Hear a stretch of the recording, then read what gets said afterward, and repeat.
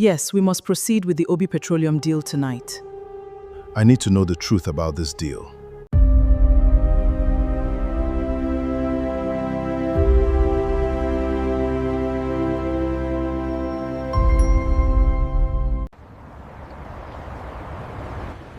My name is Temi Adeyemi. I am 27 years old. I am an architect, and in 6 months, I am getting married to a man my father chose for me when I was 11 years old. I did not choose this. I have never chosen this. I am the only child of Chief Adeyemi, First Class Honours, University of Lagos, a master's in architecture I fought hard to finish while running my first site.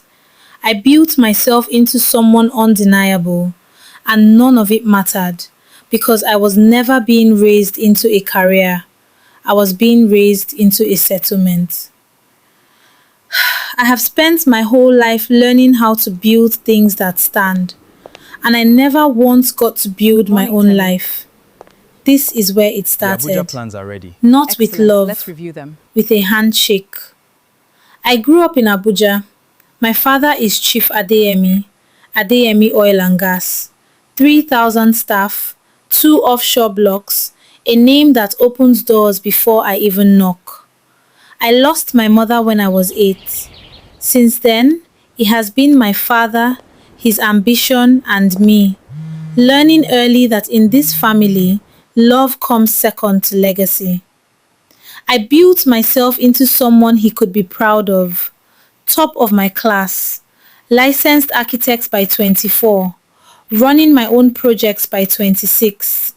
I am his only child, the only heir to everything he has built. I thought that meant he would protect my future. I thought if I became undeniable, he would let me choose my own life. I was wrong. I am not being protected. I am being sold to settle a dispute I had no hand in creating. His name is Bode. We met in architecture I school. had to see you. Same studio, same all-nighters, same dreams of building something that outlives us. He does not come from money. He comes from work, from nothing handed to him. Bode said, Temi, if this wedding happens, I lose you. Not to a man, to a company. Temi said, I know. We have been trying to stop this for 8 months, quietly, carefully, because my father does not lose, not to love, not to anyone. 10 years ago, my father and Chief Obi were not enemies, they were partners. A joint offshore drilling venture, the kind of deal that either makes 2 empires or breaks them both. The block underperformed. The costs buried them. Within a year, both companies' shares had fallen by almost half, so they turned on each other. Quietly. Each one moved behind the other's back, buying up shares through shell companies, through allies, through anyone who would sell. By the time the dust settled, my father held 40% of Obi Petroleum, and Chief Obi held 40% of Adeyemi Oil. Chief Obi said, "You think you can swallow my company?" Chief Adeyemi said, "I think we are both now holding a gun neither of us can afford to fire."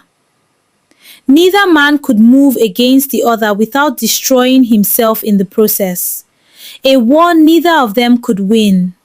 And 2 men who built empires do not know how to lose gracefully.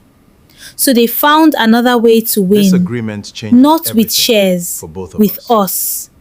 If their children married, the stakes would fold back into one family. No This takeover, agreement changes no everything war, for both of us. just a merger with a wedding dress on. My future, signed away in a boardroom I was never invited into. This Lagos project is fine. Kamsi is not the villain of this story. Perfect. I wish he was. It would be easier that way. He is also an architect. This Lagos project He is also finally coming brilliant. together. We need to make sure And this somewhere measurement is between childhood dinners and forced holidays together, He actually fell in love with me. Genuinely, quietly, for years. Kamsi said, I know you don't want this. I know it's Bode. I'm not blind, Temi. But I need you to know, whatever happens when the wedding comes, what I feel for you was never part of my father's plan. That part is mine. That is the part that breaks me. It would be simple if I hated him, but I don't. I just don't love him. And in 6 months, none of that will matter. Bode and I had one plan left. Go to my father directly, together, tell him the truth, and offer him something he actually wants more than a wedding.